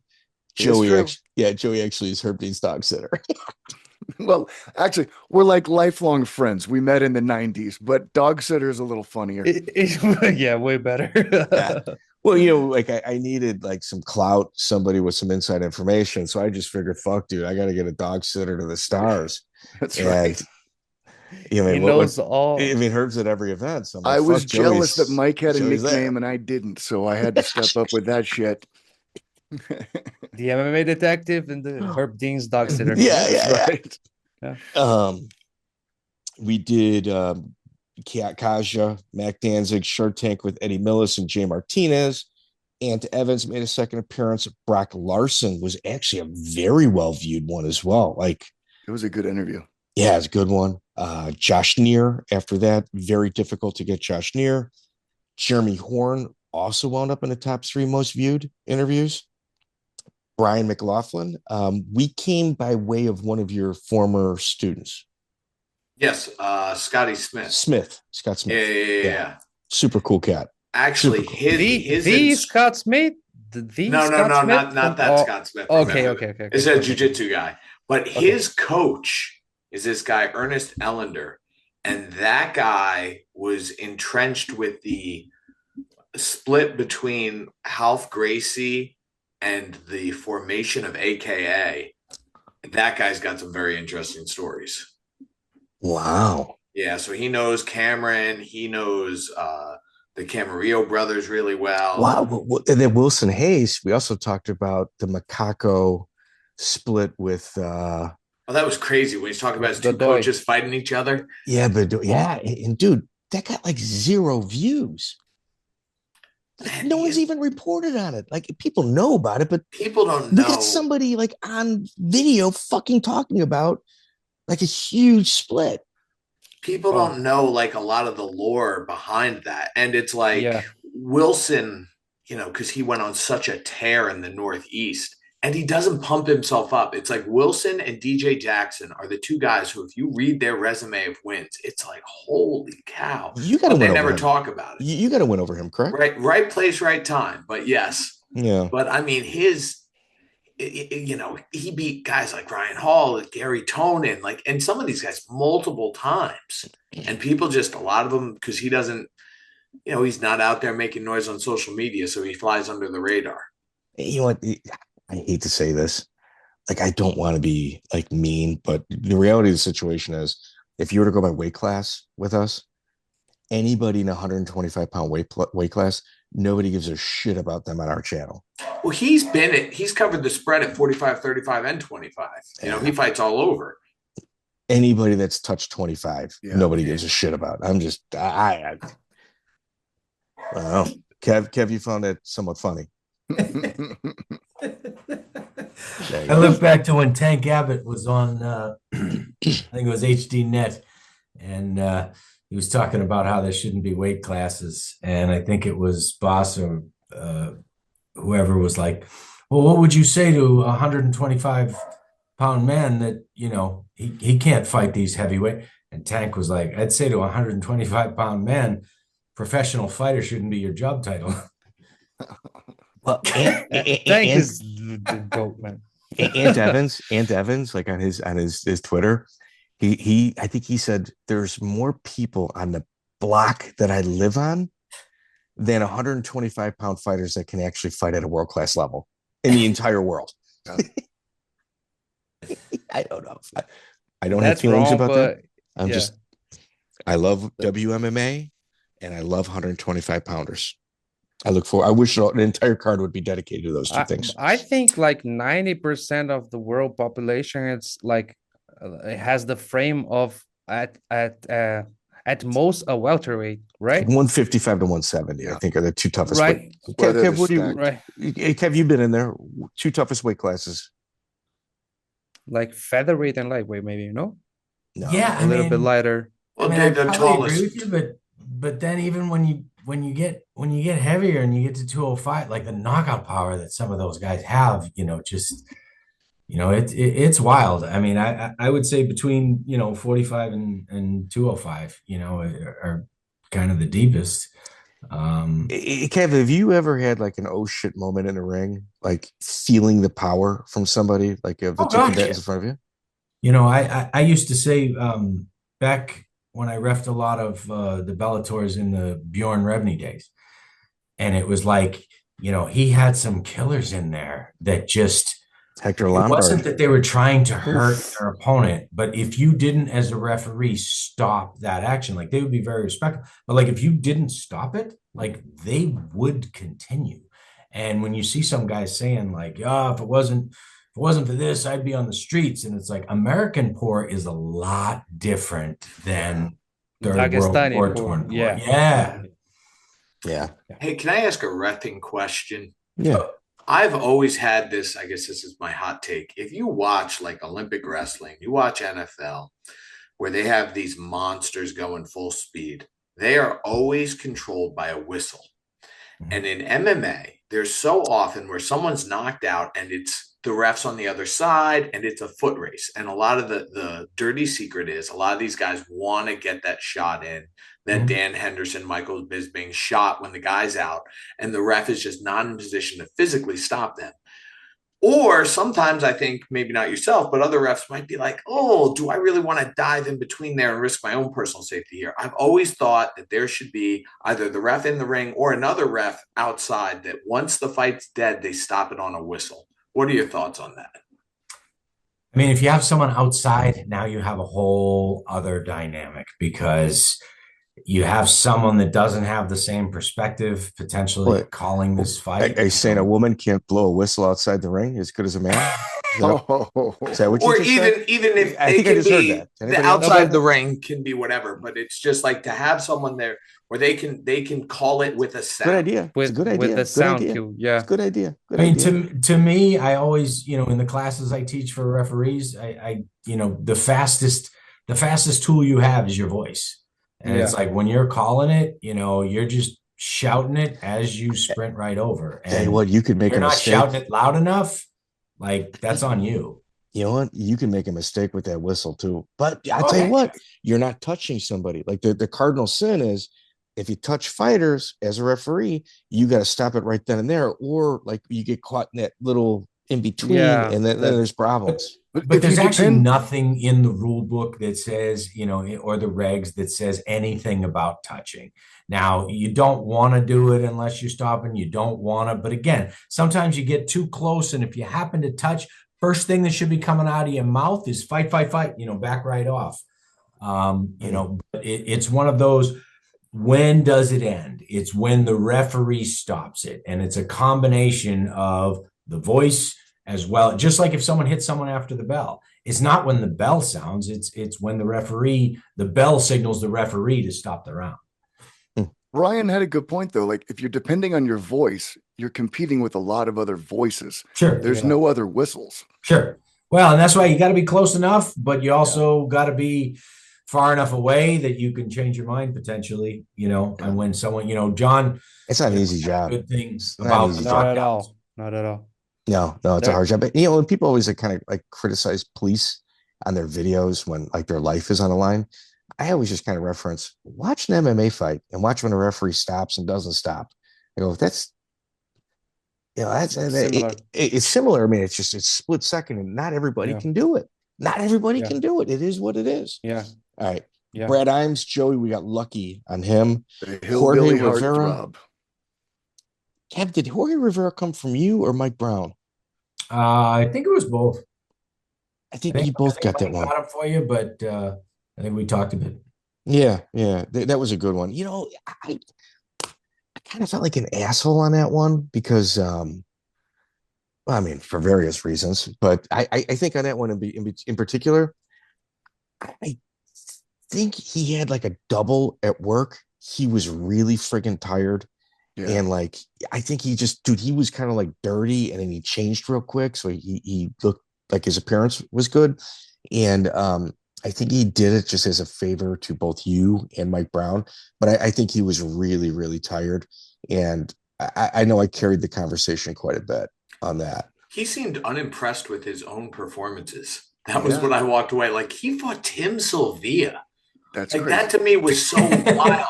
And he was like, he was kind of like on that card with him. Yeah, he was kind of like, oh yeah, he was big. It's like, I'm like, how am I more impressed than you are? Yeah. And then episode 300, Rafael Torre, Joey and I were like scrambling. We were scrambling because you have 300. You got to. I think 200 was Chris Lytle's pancreas years or something like that. I think 300, it was just like we couldn't fall flat. Like we had Art Davie lined up, which didn't fall in line. We were going to do like a UFC 3 recap, which, is pretty freaking cool, especially like with the fallout backstage and stuff like that with Ken Shamrock wanting to fight Hoist throwing in the towel. And then there was like an argument of it not going on Hoist's record, which we did a Harold Howard video based on. It's justice for Harold Howard. Yeah, dude, in all honesty, you guys say whatever the fuck it is you want. That Harold Howard video, it's at 200,000 views. As of today, yeah, it crossed 200,000. I have almost every day. So we have classes that start and stop. And so when I let people in, I go, hey guys, if you're coming on, then come on. And like 2 people get the references at my, I got like 600 members at my gym. There's 2 people get the reference, right, but so, I do it just for them. Hey, Brian. So we need to come up with things to really kind of like, did you ever take one of these fucking courses where they try to teach you like how to be a better business person? Oh, of course. Okay. So James, I got to relate to the audience even better. Like I got to get in there and like really connect with them. So my response to that is, all right, dude, I've got 2,000 Japanese yellow cards coming with our logo on them. So next time you're arguing with your wife or significant other, you can just hit them with a fucking yellow card. Yeah. So dude, everyone's getting yellow cards. And anybody in the audience listening to this, when the yellow cards get here, I don't care if you're international. They're going everywhere. Those things are going everywhere. That was one of Quinton's best when he used to pull the yellow card on the ref. That was one of the best pieces of pre-fight theater. Yeah. We're getting yellow cards. That'll do it, right? I mean, that should really put us over. That's what I'm thinking, right? That'll be our thing. Is that it? I'd buy that. Or aha moment. We did the Rafael Torre, which we talked about. Torre Roundtable with Brennan, Strebent, Millis. Gerald Strebent, definitely a controversial figure. Yeah. I feel bad for him. Like when you Google search his name, it's absolutely horrible. And the horrible shit, like the absolute horrible shit that like he was accused of didn't happen. It's just he's got to spend the money to get it erased off the internet. It's like fucking impossible. Weirdest thing I had, I went to a very specialized dentist, getting hit a lot in the jaw. I had to have a weird procedure done. There's very few dentists who do it. So I had to go out to Eugene, Oregon. And at some point I get an Uber and the guy starts BSing with me. He's like, I see the ears. You ever do MMA? And I'm like, yeah. He goes, you don't know what Gerald Strebent, do you? I'm like, yeah. And like, so I knew of Gerald because I was friends with Eddie Bravo before the Hoyler thing. We would just talk online. He would send me videos of him training the rubber guard with Gerald Strebent. And so I was a huge Gerald Strebent fan when he was coming up. And he's like, here, do you have time? I'm like, yeah, I got time. He's like, let me take you to where the shootout happened with Gerald. Oh. And he talks me through the whole thing. I wish I recorded it. It was wild. And then he dropped me off and I got a taco. So you tipped that man, right? I did. 5 stars. I've taken Kevin on a tour of the ghetto here in Chicago. We went a little too early, though. We went a little too early when the natives. I'd say it was out. Just right. Yeah, dude. It was. I was gonna try to show them dope spots, how they fucking dropped it, how they were like on top of buildings through fences. I was gonna show them the whole layout, but like, I don't know if it was like a holiday, but nobody was out. We didn't see out the window by the AC. It was. Yeah, he didn't get the full experience. Usually like crime scene tape, lights, people screaming. I mean, that's usually a part of that tour. Ron Waterman, excellent. We needed a palate cleanse from Torrey. Yeah, he's a non-felon, so yeah, it changed things up a bit. And then I'm gonna tell you, we had a Torrey roundtable with Jeff Sherdog, Ed Doty, and Larry Landless. Or Larry couldn't figure out how to turn his fucking camera on or even download the Zoom app. I'm going to do it for him for the next one. I'm going to drive to his house. Ed Doty, I'm 50, about to turn 51 in about a week. I've been stealing some of his lines. Oh, that's an interesting POV. I've been saying that to like my cousins that are like in college and shit like that. And like, they think I'm fucking cool now for some reason. Like I stole a lot of like his lingo. It's They great. do. And like Ed, I mean, it's good. It's like Ed is obviously a very intelligent person. Yeah. And I completely borrowed like his vocabulary, when I talk to my cousins. Chef Sherdog made an appearance. That guy is responsible for sucking thousands of hours from my life going through his Fight Finder. Yes. Yeah. There's gatekeepers in this industry. Do I name them, Joey? Or do I just pass? Let's be controversial. Name them. Let's go. No, I'll pass. Okay. They use our stuff. Oh, they take our content and then they redo it. And these people, they like when I see them in public, one of them I just saw recently a few weeks ago, very good guy, very well respected in multiple industries. He'll talk to me and it's kind of like a weird interaction because he knows that I know that he listens to my show, and he'll take certain things and then do little hot takes on his own with it. Obviously never giving any credit ever, but so we're not talking about On Point. On Point doesn't. No. MMA On Point did great. MMA On Point, dude. They turned around and yes, all good. Thumbs up. Great guy. Even sent the guy t-shirt package.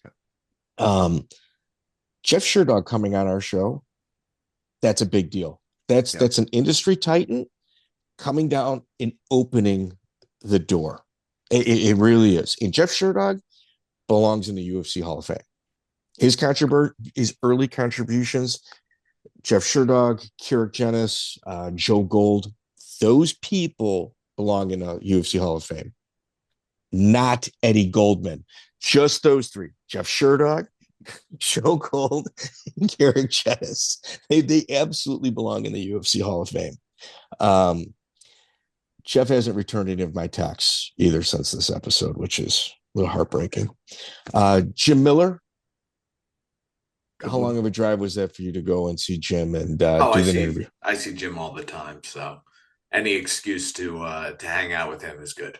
He was that was good because he needs to be getting used to being in front of a camera for his life after fighting. So this was good. Did he enjoy it? He did. And afterwards, it's like we kept talking about, it's like, I wish I could get Jim uncensored. He's a little guarded sometimes, but no, he really did enjoy that. And good. If we a part 2 with him would be awesome with the post UFC career or the. Dude, his beginning is freaking nuts. That was really good. Then War Machine. So these prison interviews take a lot out of me. And at this point, I knocked out War Machine, and it took so much time out of me that I had very little time to research. So you helped me with Andy Main, and I kind of felt bad in that interview because I had a couple flaws. The couple flaws I had were like Logan Paul, using names like that. The information was good. The content was good, but I was so drained from like the countless hours I got to be by my phone for War Machine and the editing and all that stuff that if I missed on an interview, I'd say it's Andy Main. But it was a good listen. I mean, he's someone that you could always get a hold of for a part 2 also, because his Japan Chronicles could fill an episode. Yeah. Joey Jesse Taylor, how many times did he cancel on us? Canceled on you like 8 times, and 12. Once I started 12. Once I started hunting him down, at least like 4 or 5 more times. But good interview, good guy. Seems like he's at a good space, and we still got one more part to do with him. No, we got one part. We got 2 more recorded. Yes. So I don't want to like turn this dark, but so Joey and I, when we kind of like come up with like a plan of attack, we look at people that may not have made the best choices in life. Right. And sometimes they accelerate them leaving this planet. Yeah. We've got an entire list of these people, and Jesse was at the top of it. Yeah. We got to get him. We got to get Jesse. He's in a good space. He's in a very good space. For him to stay in that space because I like the guy. Yeah, very, very good space. And then Jared Shaw, which we talked about earlier. That's our year, dude. That's our year. A lot of changes this year. A new title, kind of a new format, experimenting with the documentaries or the mini docs. So, cities. Joey, cities. what do you think the top city is? Hang on. What do you think the top city is? What do you think it is? Oh, well, it's kind of predictable. So at the top city is Chicago, Illinois, where the MMA Detective is from. 3,280 downloads this year from Chicago. Los Angeles, 2,739. That's my hometown. We're chasing you. We're going to beat you next year. Dude, this is only off Apple. Spotify is actually 3x these. Toronto, 2,346. And then it's like Sydney, Australia, Tampa, Portland, Oregon, Dallas, Texas. Queensland. Yeah, Queensland is on there. Where the fuck? New York. And then Brooklyn, New York. 1555. They're tied. And then Brooklyn below that. Yeah, it's good. Yeah, we got a good little and then top countries. Yeah. Of course, number one is the United States. That's where 67% of our downloads come from. 105,000 downloads in the United States this year, just on Apple, not Spotify or YouTube. That's pretty good. Go ahead, Joe. Our cousins up north, Canada, is number two, followed just by under 14,000 from Canada. United Kingdom, just below that. Mm-hmm. And then we're Australia, Norway, Sweden, Germany, Ireland, Brazil. I was unable to deliver any Italians, I guess. So I got to work harder. The Netherlands. Yeah. Pretty good. We're doing pretty good numbers, man. We're doing pretty good numbers. But I mean, like this month, I lost $120. Like our nut for the month is like a $450. Dude, we got this guy, Andy Campbell. From here, dude, man, we should have fucking started with this. The people we got to thank. Andy Campbell, obviously in Scotland. Did a great job for us. Who else do we got? Keep reading them off, Joey. Andrew Mendoza doing timestamps. Andrew Mendoza, of course, yeah. What the fuck happened to my motherfucking number? Andrew Mendoza is doing timestamps for us. That is like a thankless job, very, very difficult. And I'm going to tell you, like, Thomas, was it Mural? All right. So 613 Jason, he goes by Hammer House on we got the Underground. Yeah, on the Underground. Be good, Kev. I gotta run. Take care. Yeah, do your thing, man. All right. I appreciate it. I'm getting lunch with him. He's all over our Spotify, commenting on like everything, helping with the algorithm there. Phil Barker. He's the guy that's rocking out the timestamps for us, doing a lot of legwork. Anybody badmouths Phil Barker, I'll show up at their fucking house. Dude, I had 70 episodes that needed timestamps. We're down to 2 left. He's refused the notes to the episode and knocked them out. Yeah. Like in like 2-month period of time. I tell Andrew Mendoza from California this, he's just like, he's on fucking drugs. He's on drugs or he's using AI. I don't believe he might be working a graveyard shift job. That would make sense. No notes. And it's like the AI like titles, they're such like horseshit that I can't use those for like our database. Yeah. Dude.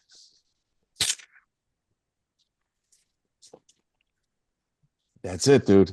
It's been a good year. We got some good growth. We got to keep growing. I mean, we're a niche inside of a niche, but it's a hell of a lot of fun to be a part of it. Yeah. Yeah, it is good. It is good. And James, you and I have connected recently. I sincerely appreciate our conversations online. And I think in the first quarter of this next year, we're going to get you underway. Would you mind giving a little bit of background on yourself so people understand, really where you come from? Well, I'm a writer, director, producer. I've done a lot of MMA stuff. I did this show called MMA Worldwide. It was on Mark Cuban's network. Remember that show? Yeah, is that the one that Guy Metzger was a part of? No, it was so the Pitmans, they had the Tap Out magazine and the MMA Worldwide magazine, and then they were looking to spin into a show, and then it was what was that Bass Rutten interview show? Was it All Access or Inside MMA? It was inside. Yeah. yeah, so it led either into that or it was right after that. I think it led into it. So I did that, and we went around to different MMA gyms, and then after that, I did the first. I did a movie about the first fights in a active war zone in Iraq called "A Fight for the Troops," and then after that, I did the George St. Pierre documentary called "Striking Truth," and we cover him and David Loazo over like a 4 year period. I remember that also. I've seen that. Our Loazo interview came by Dennis Kang. We will get George St. Pierre one day. Yeah. We will. We will. It's just one. We will. Yeah, it's good. So we're gonna have him on. Maybe you would already, Brian. I've interviewed you. I've interviewed Andy Main, and I've interviewed Jim Miller. How often do I lean on you in on any of those three interviews?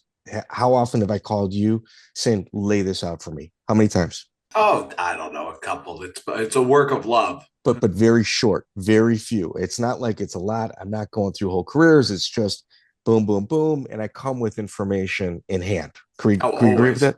Oh, and every time people are always, "How did you know that?" Yeah, and it's generally not from you when it happens in those. Yeah, no, that's true. So, James, you're a fascinating guy, and I hate to even I'm just going to be upfront about it. You are 1000% the type of interview that we like to do because it's a non-traditional behind the scenes, kind of like the Jared Shaw thing that we've got going on right now. Usually those are our favorite. You for sure fall into that category, but I got to do a pre-interview with you, just so I can keep up. Yeah, I think those are the most interesting because Jared is somebody that back in the day when I was on the underground and everything, I thought, oh, like he's just, a daddy's boy that's kind of like entitled guy that, and then when you listen to his interview, of course I'm a much more mature person now. He's probably one of the least shady of that whole gang. Like he's one of the one. Yeah. So So what was your name on the underground? Do you feel comfortable saying? no, it was my own name. I think it was Owned Entertainment at the time. I Okay. know, like I was really, and I was in my 20s, so I also created some other accounts that I was like trolling people under and stuff. Yeah, And all dude, it that. was fun. It was fun. It was fun. I wish I had access to it. I saw Rich Chow at the Real American Freestyle event here in Chicago, and I talked to him about the underground, which is offline right now.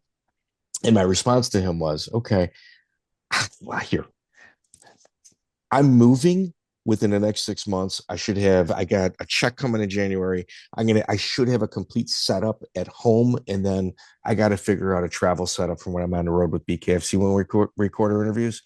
But if I had the funds, I would approach Alta about purchasing that from just to have it for research purposes, because the information I could pull from it would blow fucking minds. Yeah. Oh, I mean, Joe Rogan used to post on there all the time. Yeah. People were active. It was Dana White used to post there all the time. Yeah. And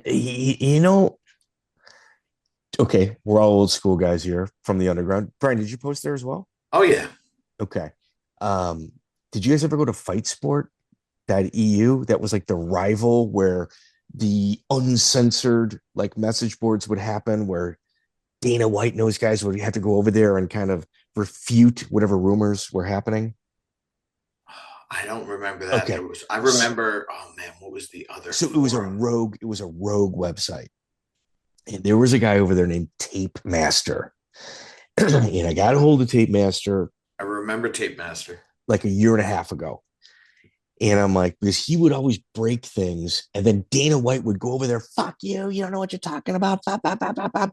And some of it was true. And Tape Master would be breaking things like in real time. So through a translator app, because he wouldn't talk to me without disguising his voice, because his accent would give him away, his words, not mine. He said that Ryan Bennett, they made a thread about Ryan Bennett, and Ryan Bennett created a created a username over there to refute what they were saying. And he said, well, it was my site. So I saw what Ryan Bennett's sign-in was, and I was able to get into his email, his UFC email. And I would just read his emails, and I would just break the news. So he was the rat, and he didn't know it. Yeah, and Dana went off on Ryan. Like, fucking, and Ryan would walk into his office, and Brian would walk into his office just going, it's not me. Ryan was a straight-laced Mormon, you know? Yes. He's not the kind of guy to do dirty shit behind your back. So that's the type of like kind of skullduggery that was taking place back then. And, you know, that's what we're into. That's what we're into. We're revealing all that stuff. We're communicating with people in order to kind of, you know, just document history. So, fellow historians, thank you for joining us. My pleasure. Thank you, Brian. Absolute pleasure, brother. Hey, and dude, wait. We never took a picture in fucking Mohegan Sun. Yeah, I was like, I got to beat traffic, but next time I'll get my own dog sitter so I can stick around for a little bit longer. Here's the thing. Clutch. What I think we ought to do, and Joey, we should probably lead with this because no one's listening at this point in the interview. Anybody that's been interviewed with us, whether you listen to the show or you're on the show, you got to take a picture with them, tag us, tag them, because we got to put in our stories. Anybody, why not? So, gentlemen, no downside.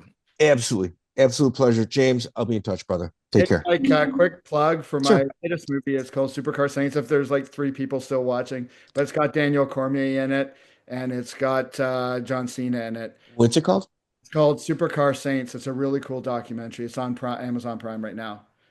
Joey, why don't I will check it out. Joey, do you want to cut like an intro to this? Send that over to the producer. Plug Brian's gem. Sure. Why don't you do that? We can't do that at the end. I gotta be a gentleman about that. Yeah. We got to get better at asking for plugs up front. I'll cut something. Yeah, this is more about you guys than it is about me. So I appreciate it. Thank you guys. Take care. Merry Christmas, guys. You too. Take care.